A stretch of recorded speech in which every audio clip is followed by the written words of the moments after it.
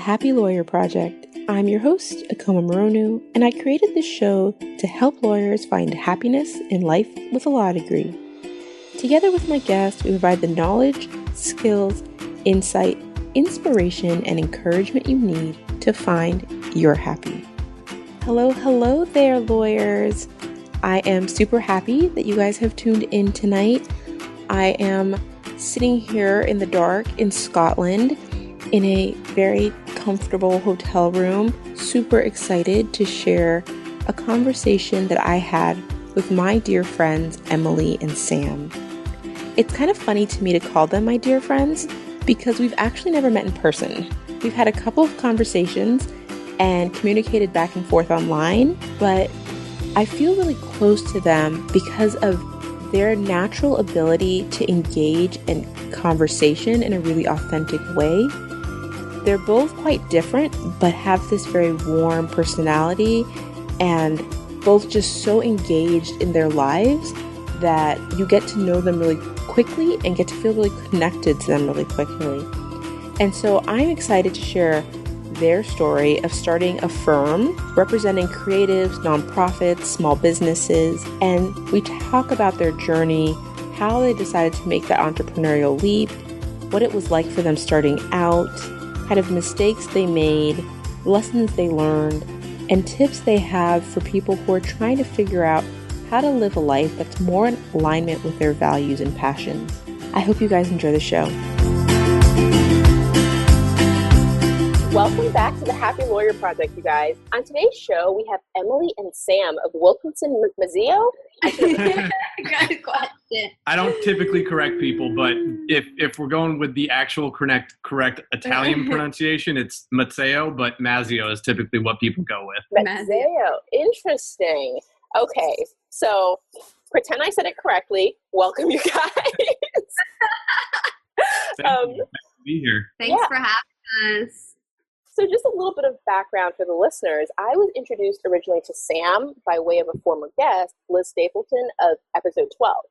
And I was super, super excited when she introduced us. And Sam introduced me to Emily, his legal business partner. And we jumped on a call and I fell in love immediately. We had such an amazing conversation and a great connection. And I'm honestly sorry it's taken so long to get them on the show, but I'm super, super, super excited to finally have them here. So I thought it would be great if maybe, Emily, you could start by telling us a little bit about what you and Sam do and how you guys met. Sure. And the feeling is mutual, Akima. We're so happy to be here as well. Yeah. So Sam Mazzeo and I, Emily Wilkinson, run a law practice called Wilkinson Mazzeo. And we provide accessible legal support for small businesses, nonprofits, and artists. So Sam and I met at an organization, a nonprofit organization based here in San Diego called Invisible Children, which was making documentaries and sharing them in an effort to end the longest running conflict in Africa. I had worked at Invisible Children for about 4 years or so before Sam joined me in the legal department. And I actually started working there straight out of law school. My first year at IC was as an unpaid intern, and sort of classic nonprofit scenario. I just jumped in and was given a lot of responsibility and wore sort of multiple hats. And after about a year of volunteering with the organization, this is back in 2009, I knew it was my dream job. And so, the organization didn't have any money to hire me. I'd sort of already went rogue a bit and had started building a legal department for the organization. So I proposed that I would, continue to run the legal department. Plus, because there was no money to pay me, I gave the CEO an offer he couldn't refuse, which was definitely one of the more naive things I've ever done, which was I said that I would fundraise my own salary and just start actually building a nonprofit development department for the organization as well, because our fundraising model was peer-to-peer. We were raising nickels and dimes, a lot of nickels and dimes from young people around the country, but we didn't have like a traditional fundraising model at the time. And I just figured that my legal writing skills would lend themselves well to grant writing and, pursuing major donors. So they put me on sort of a short-term contract, and I just kind of had to prove myself and start fundraising. And it was a lot of sort of spinning wheels. And I realized quickly that fundraising is an absolute specialty as well. But at some point I kind of started, gaining some traction. And the key for me there was connecting, actually a fairly natural intersection between legal and fundraising, which is a nonprofit's board of directors. And so I was able to help board build for the organization and bring on some really sort of influential, pivotal people for fundraising. And I think my biggest accomplishment with fundraising at IC was we got about a $500,000 grant from the Gates Foundation at some point. And around that time, in 2012, the organization released its, roughly dozenth documentary film that went on to become the most viral video in history. A video called Pony 2012, and it received about 100 million views in a week. And so the organization sort of imploded in some ways and just blew up and all the eyes on the organization. And one of our founders had a very public mental breakdown within about a couple weeks after releasing the video. There were a lot of threatened lawsuits, opportunists coming out of the woodwork. So, fundraising wasn't our issue at that point, and we needed additional support in the legal department. So enters Sam Mazzeo, and kind of a funny story there is I was out of town when the hiring was being done, and the person I had actually hired dropped out, and HR sort of went back to the drawing board and hired Sam, whose resume I'd thrown out of the stack, because Sam was actually a practicing attorney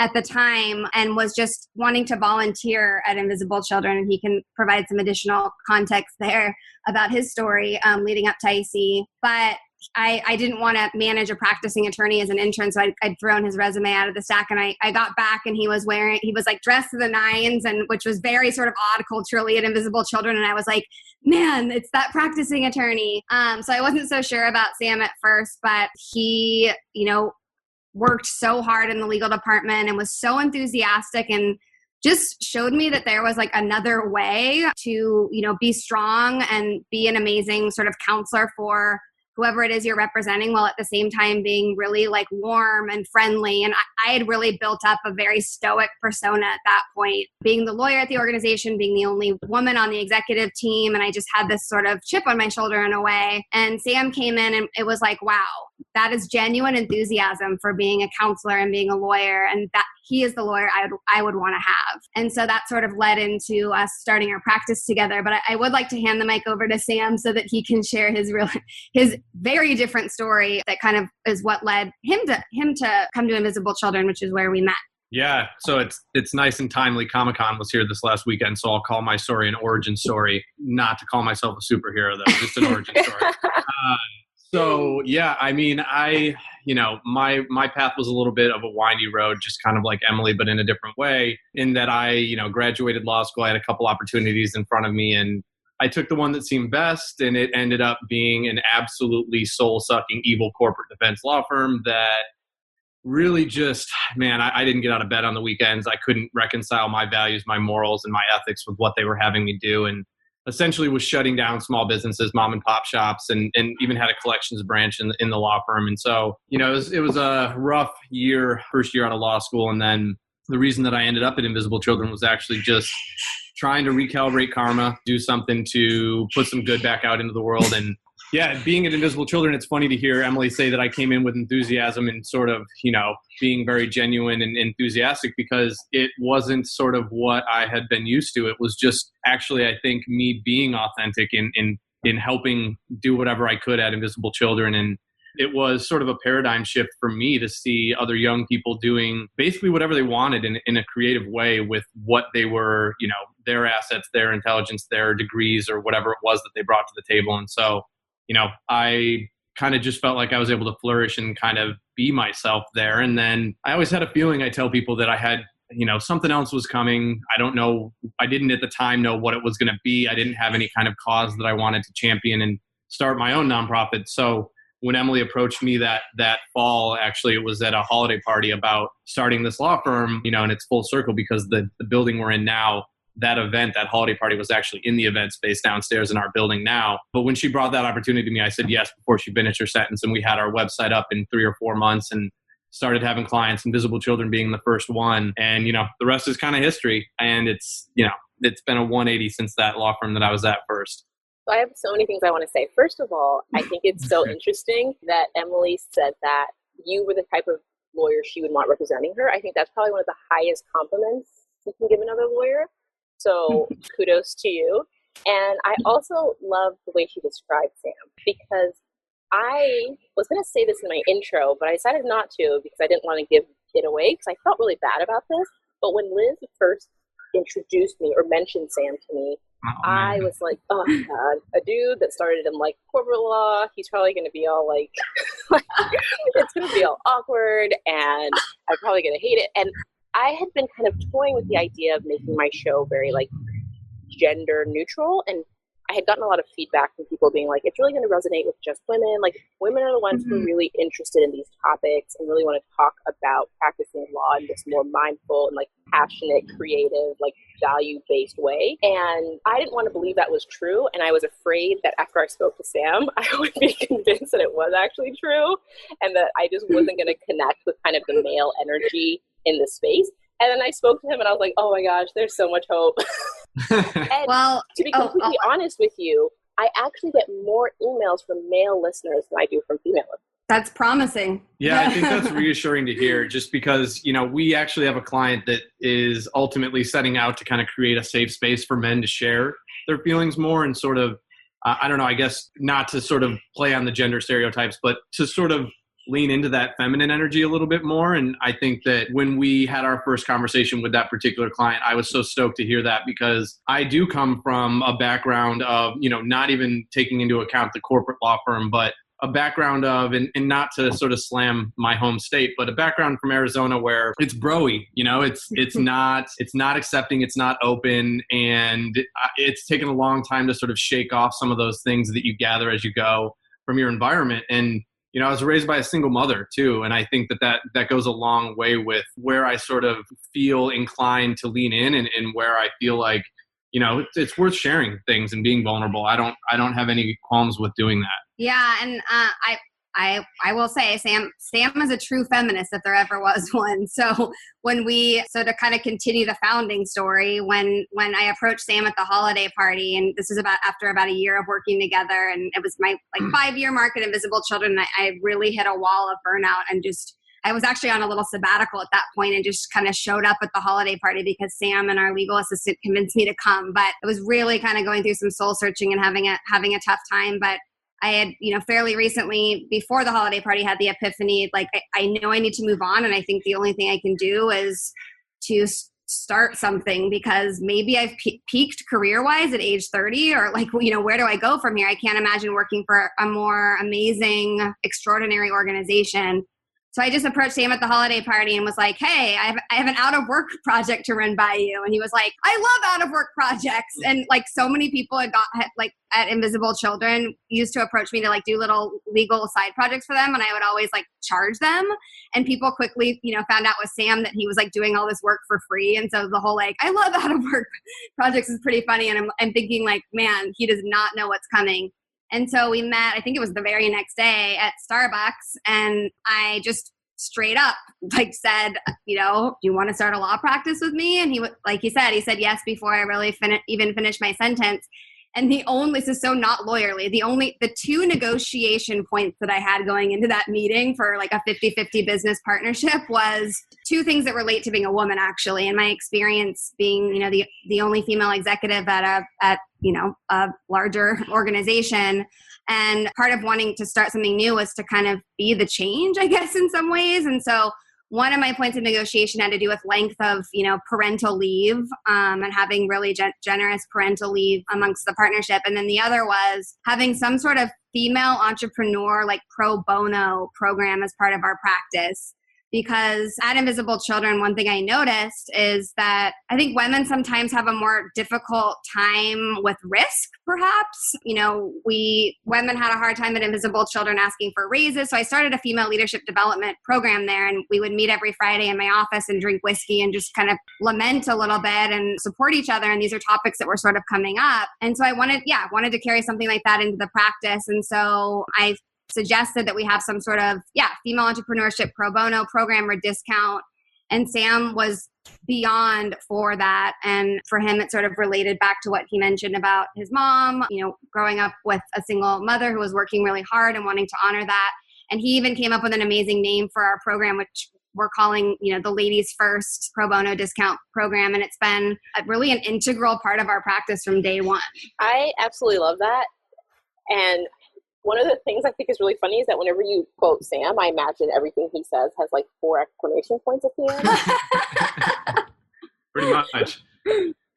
So that really comports with my image of Sam. So I appreciate that story a lot. So you guys decided to start this firm. How did you go about deciding on the community you wanted to serve? Man, I don't know if we thought too much about it. Maybe correct me if you think differently, but we essentially, I guess, set out to serve the community that we exist in, like that we sort of are. So, we represent small businesses, nonprofits, and artists. And, we identify as artists, we come from a nonprofit background, and we are a small business, so we really are all those things. And, back to an earlier statement, like we're aiming to be the lawyers we would want to have. And so I think it sort of transpired pretty organically. And, Invisible Children has just been such a gift in our lives. It's how we met. It's informed, probably, and even in, subtle ways, like every micro detail of our practice. And we sort of initially adopted a pretty amazing initial,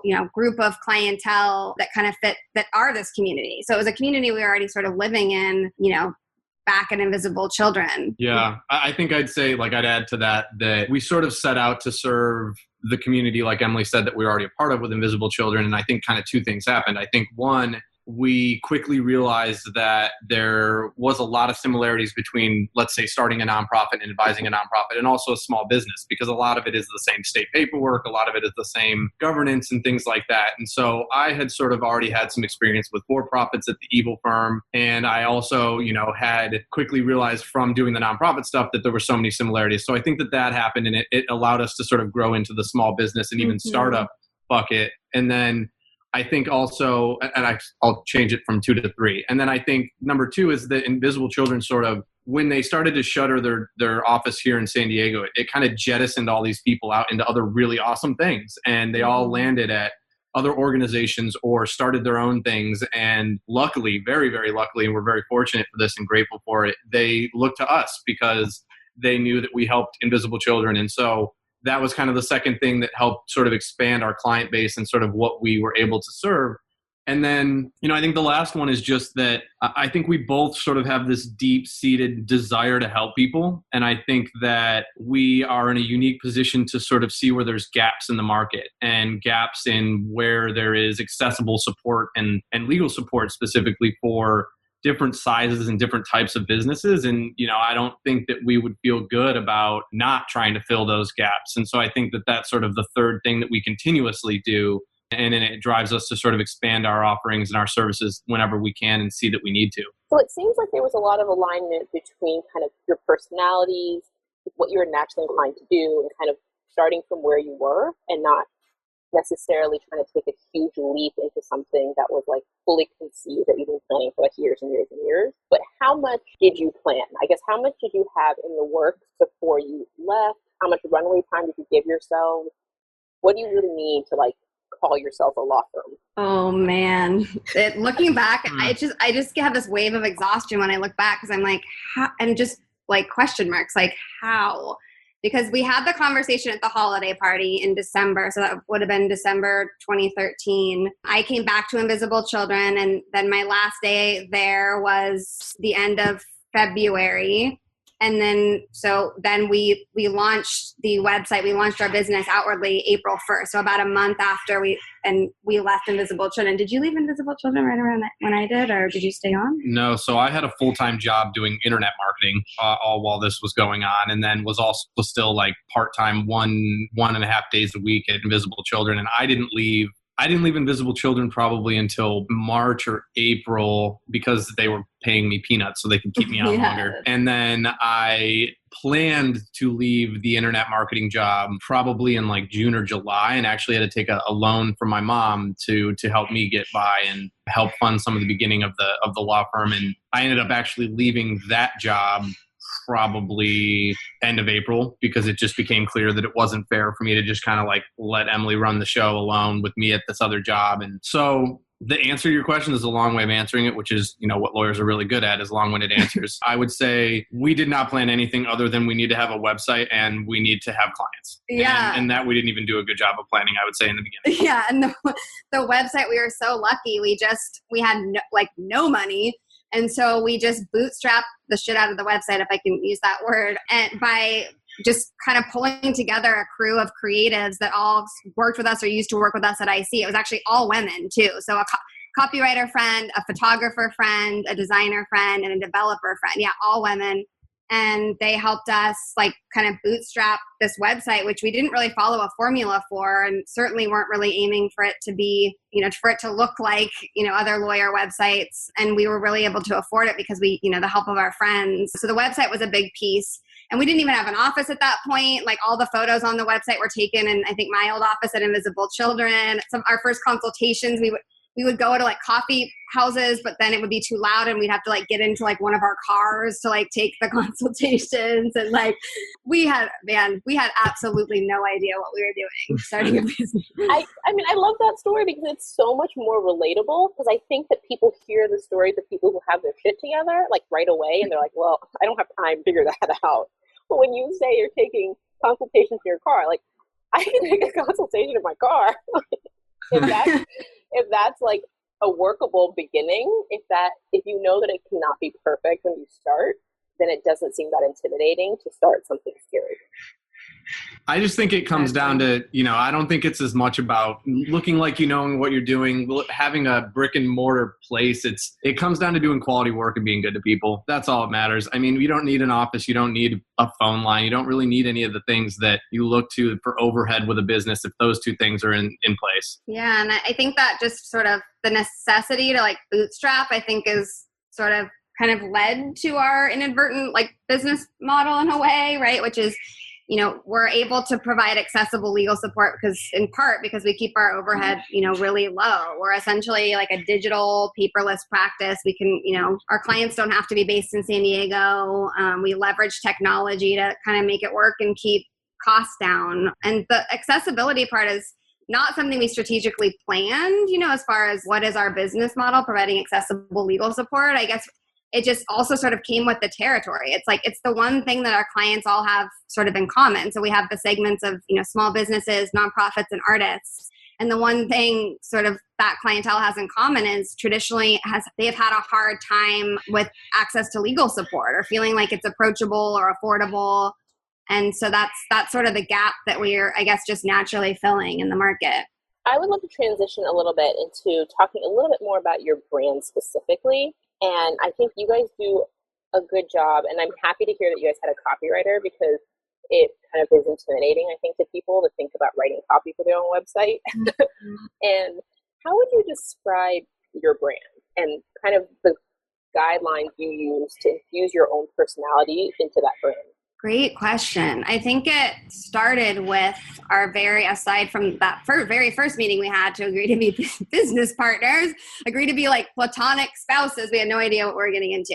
And then from there, after our first sort of okay, we're business partners now, now what? So our first a few planning meetings, again, we sort of had no idea what we're doing. And going back to Invisible Children, I'll never forget what sort of drew me to the organization when I was still in law school was I actually took some film school courses during law school. So I actually made a documentary film, which is what sort of connected me to Invisible Children.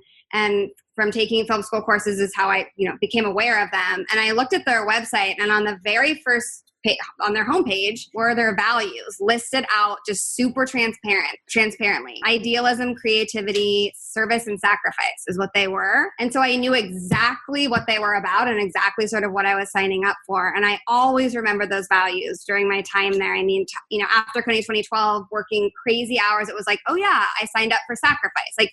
Just kind of a North Star to remind me what it was all about and why I was there and what I was doing.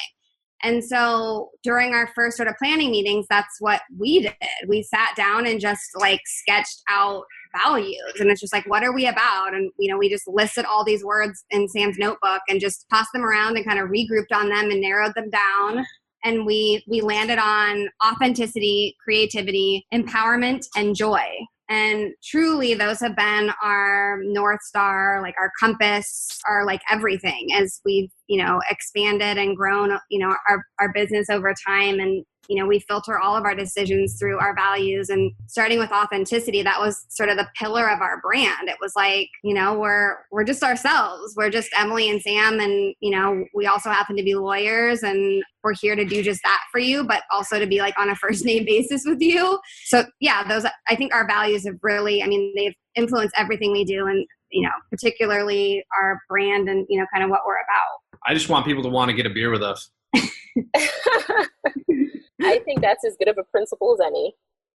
I'm actually drinking a beer as we speak, so mission accomplished. Yes. I love that exercise, and my husband and I actually do some things similar. We do it, we try to do it a couple times a year because our values do change as our family kind of grows and transitions. So cool. And we write them down, and we try and find the Venn diagram of kind of where our values are. And we have this picture frame next to our bed where we kind of put these kind of exercises that we do so we can see them every day and have conversations about them and kind of reflect on them and know if they're still true. So I think that's another part, is really taking time to think, are those still your values? Because I think sometimes people almost feel beholden to values they had 6 months, 12 months, 24 months ago. Yeah, I'm glad you brought that up, Akima. We've had to really revisit them because we're currently actually going through a rebrand. And so it's challenged us on the values, and we've been just in this very existential place as we're going through the rebrand, and we considered changing them. We considered all the things, and somehow we circled right back around to them, and maybe discovered like a missing value along the way, which we would say is love, if anything, because now that we've been doing this, for a few years since we set the values, we couldn't like love our jobs more, love our clients more, love our community more, and just generally love what we're doing. And so we would maybe throw in a fifth value, but yeah, the values are still there and still ever present in our, part of the process too with this rebrand. So talking to you both now, you both seem very kind of self-aware, very kind of grounded in who you are, but in both of your stories, Emily, you talk about your kind of being burnt out and taking a sabbatical and having kind of a introspective time. And Sam, you found yourself in a job that didn't align with who you were. So at some point there was kind of this self-searching. What was that process like for each of you? And kind of what advice would you give to people who are kind of on that end of the spectrum still and kind of trying to figure out who they are and what they want to do with. So I'd actually reframe the sort of prompt or the question, because you kind of phrased it in a past tense, and I think it's a present tense. I don't think that awareness is something that you sort of arrive at. I think it's something that you have to continuously cultivate. I think that I've always sort of had a pretty good self-awareness, which is more often than not a curse more than it's a gift. And I think that, for both of us, we have some pretty structured morning routines, different for both of us, but equally important for both of us. And a lot of it for me is kind of trying to make sure I'm familiar with and remind myself of the things that I'm grateful for, and then also the things that I'm working on or have been working on or need to work on. And I think that, everything that we're presented with in our lives sort of highlights things for us, highlights things we're doing well, highlights things that we could do better, highlights things that, maybe in the past we forgot about or should be remembering. And so for me, I think it's a constant sort of continuous, not struggle, but, undertaking of making sure that you are aware of yourself and you are aware of who you are and what you're being to others. And having an idea, I guess for me, having an idea of who I want to be and making sure that lines up with how I'm going about my day and what I'm doing with others and for others. I would love to ask then if that's, and I completely agree, and you're right, it is kind of this ongoing process. And I think that for me, at least, it's a process I've just gotten better at. I've always been overly, perhaps, introspective, and sometimes I get too much in my own head. So now I kind of have more of a process and know when it's useful and when it's no longer useful and it's kind of just holding me back. But I'd be interested in your thoughts on how you ended up at a job that was such a bad fit for you and what the misstep was there. That's a good question. So I think there's a number of kind of factors that culminated in me ending up at that job. And I think they go as far back as high school. I was an athlete in high school, but given my 5'8" stature, I'm not built to be an actual professional athlete or even college athlete, but didn't stop me from trying to walk onto the track team at the University of Arizona and failing miserably. And I think that from that point forward, I was an undecided major in undergrad, and I at some point got the piece of feedback from someone that I'm good at arguing, and so I should go to law school, and that, that, because that's all that goes into it, right, being a lawyer. But I think that plus the fact that I have this sort of love of sports, I think I somewhere along the line said I need to be a sports agent, or I want to be a sports agent. And so that's what kind of drove me to law school, and then quickly realized in law school that was not necessarily an industry or a culture that I would probably fit well with, or that I wanted to be a part of, just given the nature of it, and wheeling and dealing and whatnot, and sort of the image you had in your mind of me as a corporate lawyer. I think that's sort of the image I had of sports agents. And then you kind of go through law school, and they put these ideals on you, and they sort of put these expectations into your head that you're supposed to graduate law school and go put the golden handcuffs on, as they say, and work a 60 to 80 hour a week job, and put in your time and your billable hours and churn billables for the partners, and whatever the sort of traditional track is for lawyers. And I was at an internship when I graduated law school and passed the bar that I knew wasn't permanent. She, unfortunately, the partner at that law firm, had a sort of track record of taking interns in and then booting them out as soon as it was time to actually pay them as a lawyer. And so I knew that wasn't going to be permanent. And so I really had to just take whatever opportunities were presented to me. And of the two that I had, the one that ended up being the evil corporate law firm was younger guys. They seemed cool. They seemed like they had a niche. And it seemed like if I, put my head down and worked hard for them, that it was partner track. And so that's what I had come to understand was my job post law school, was go put my head down, work, and become a partner and make a bunch of money. And so that sort of was the veil that was pulled over my eyes, and I just sort of blindly went for it. And I think that even throughout that year, 2012, if you would have asked me then if it was a good decision to go to law school, I would have said, hell no. This was the worst decision I made. I wasted a ton of money, and now this is what my life is. And so it took me a long time. It wasn't just like, wow, this sucks. I don't like this. I need to do something else. It was a year of, wow, am I not cut out for this? Is it just that I can't handle this? Can I not hack it? Or is this just the way the practice of law is? And wow, is this an industry that I just want nothing to be a part of? And so it was hard. And then the realization came slowly, but that's sort of how I ended up there, I guess. It's a great story because I think it will resonate and does resonate with so many people. There is a sort of brainwashing that goes on at law school, and I'm not sure if part of it, I have a lot of theories, but I think part of it has to do with the fact that you take really smart people and put them around really smart people. So it's almost like the group think, well, if everybody else is smart and everybody else is going along with this, then there must be something to it. And you're just so busy trying to get through law school that you don't have time to start questioning kind of this huge decision that you made. Totally. But what that leads to also is what you kind of implied is this idea of self-doubt. There is a self-doubt that comes with thinking you made a giant mistake with your life and kind of owning up to that and saying, maybe I shouldn't have gone to law school. Maybe I'm not cut out to be a lawyer. And who wants to admit that? Because it feels terrible. But then there's also that part where you're like, what if the next decision I make is just as bad? What if I'm just bad at making life decisions? And so there's definitely a sense of insecurity and uncertainty and doubt that comes with that feeling of being out of alignment with who you are. And I just am kind of summarizing all this to say to people out there who are feeling it that it's completely normal and nothing is wrong with you. You just drank the Kool-Aid and now you can stop and kind of take a breath and figure out what the next step should be. Totally. Somehow I had the realization fairly early on, that sort of moment of holy shit, what have I gotten myself into?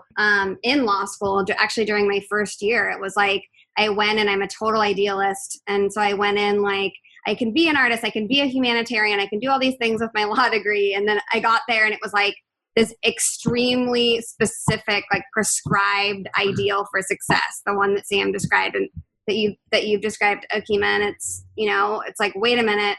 And so I suddenly felt like my idea was wrong and just I was a black sheep or totally swimming upstream if I was going to sort of hold on to my ideals, and sort of had a bit of an existential crisis and just at some point just decided just out outright just decided to kind of dig in, like, and just embrace my chosen career path and, commit to sort of doing it differently. And so I just started, my only tactic really was just to kind of look outside the box for opportunities. So just to not be fed these sort of traditional like internships and, even law review. It was like, what the hell is that for? That sounds torturous. Like all these things. It was like, I began to just question everything.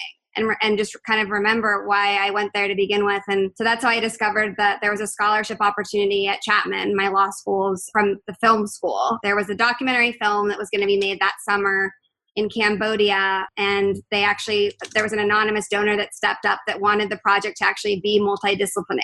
So they wanted one law student to be part of, to be a co-director, co-producer of the film.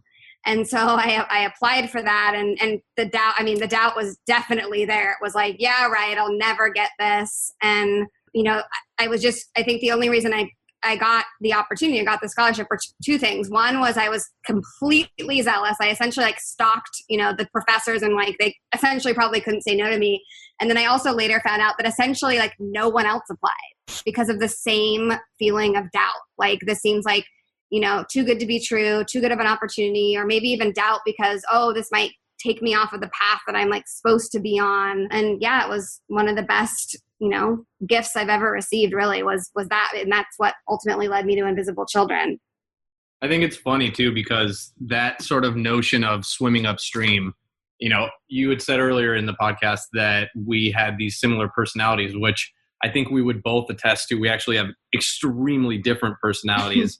I think that we just have some underpinnings that are very foundational and very important. And that feeling of swimming upstream, although Em sort of figured it out a hell of a lot earlier than I did, but I think that that's one of the things that resonates with both of us and sort of helped drive this practice and continues to. The thing I like about both your stories, especially kind of Emily's story, is the hard part really is deciding. It's really deciding to dig in your heels and to question everything and to create your own story.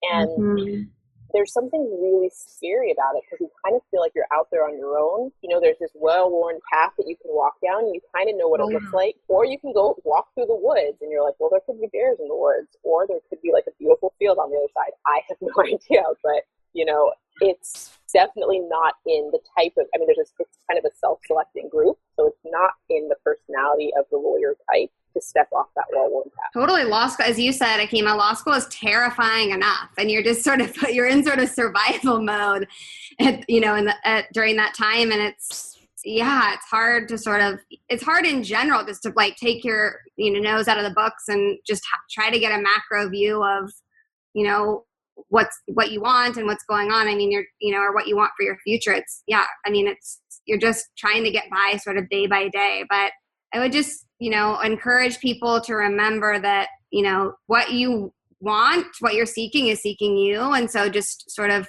be what you want, what your dream is, and you'll gravitate toward, or, your dream will gravitate toward you, and it should work out. And Sam and I, see this at a very practical level when we hire often. So we have a pretty small team of staff, but we have a pretty robust like internship program. And so we have 2 or 3 interns every trimester, some of which we've hired to become our staff. And whenever we're looking at, resumes in the stack, it's the people, it is the black sheep that stand out to us. It's, we see so many resumes that all look exactly the same. And it's clear that those are the folks who are just kind of doing what you're supposed to do. And that doesn't resonate with us because we want to be with those bold risk takers, or we want to work with those bold risk takers who are sort of thinking entrepreneurially, even within, even while at law school, and aren't afraid to take risks, and it's a little ironic. We are risk managers at the end of the day. That's our job. But,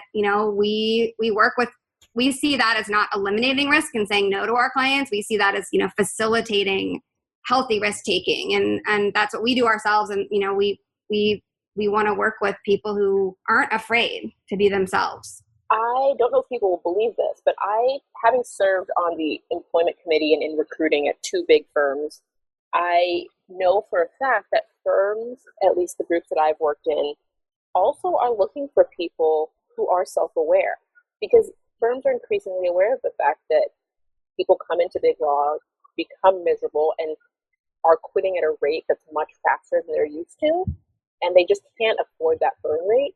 And so when you see resumes of people who just seem to be doing what they're supposed to, it's really hard to manage like a class of associates who are just going through kind of an existential crisis for the first time in their lives while you're trying to get them to like learn and like bill and do all these other things.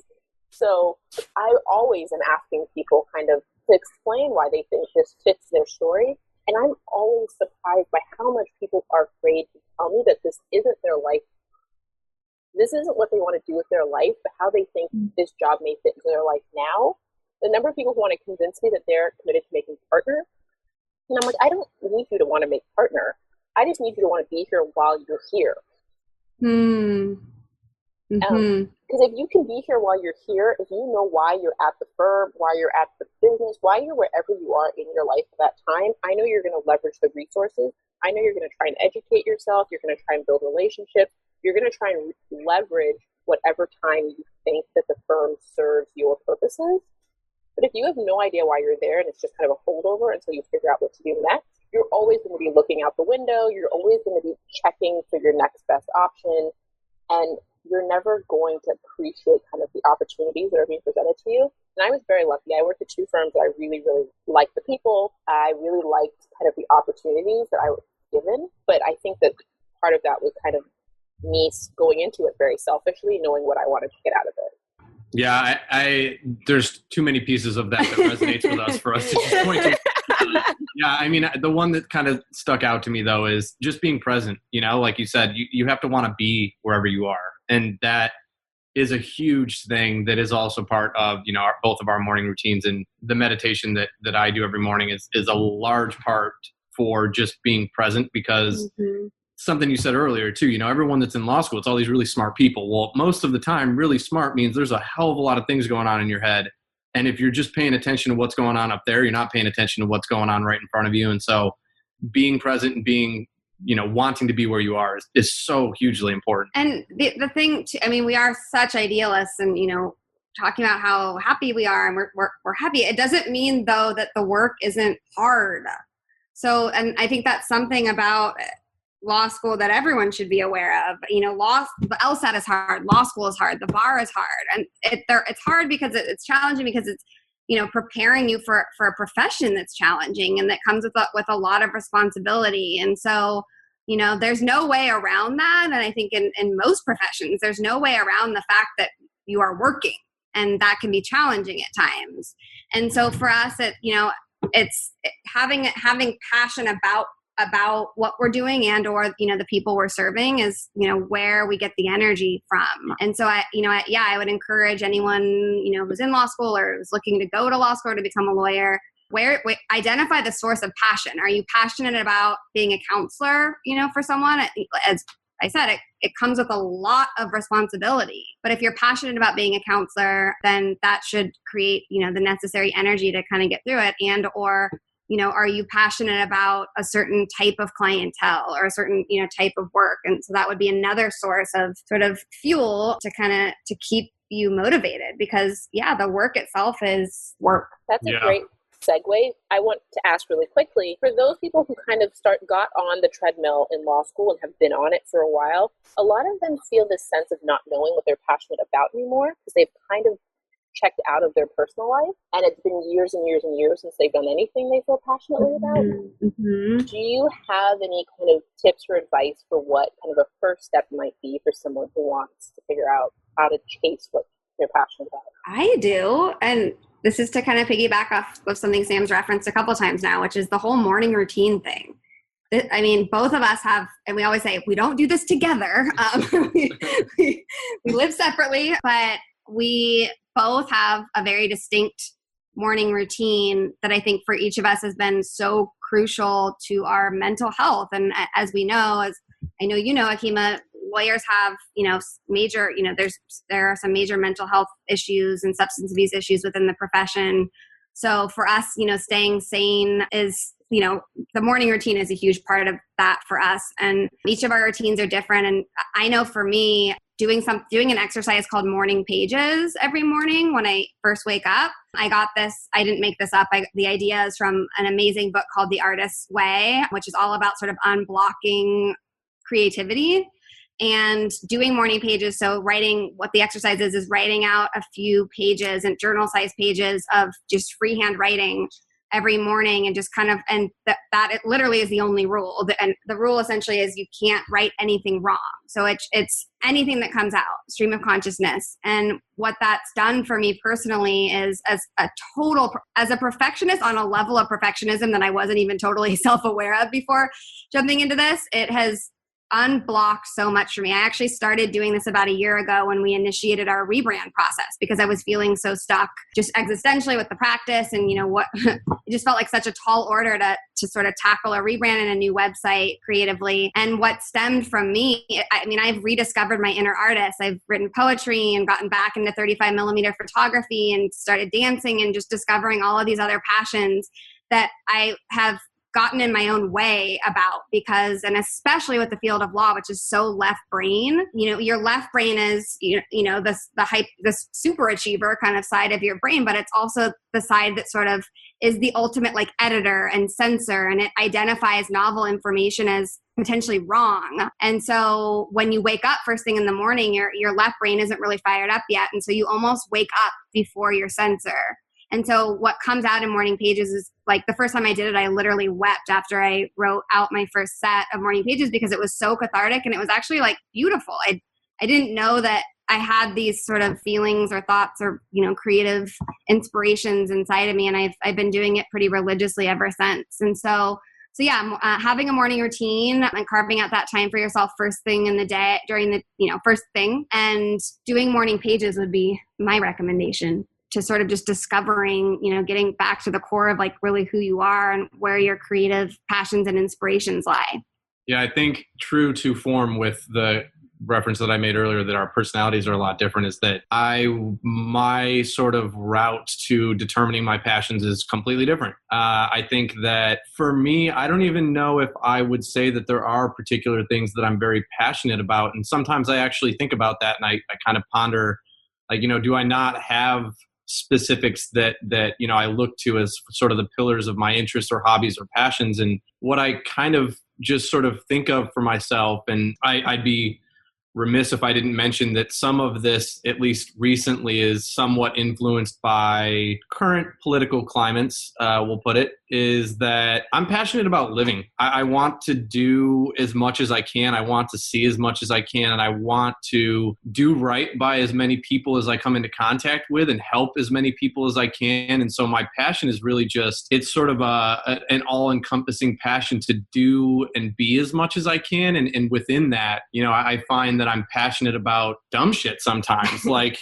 my favorite pen that I use, or all the way up to just the gratitude that I have for family, and it's all just encompassed in that sort of passion for that. We're so lucky to be able to just be, and we need to do that the best we can. Freaking love that. I literally was in London yesterday, and I was at a Japanese pen store for like an hour because one of my meetings got canceled.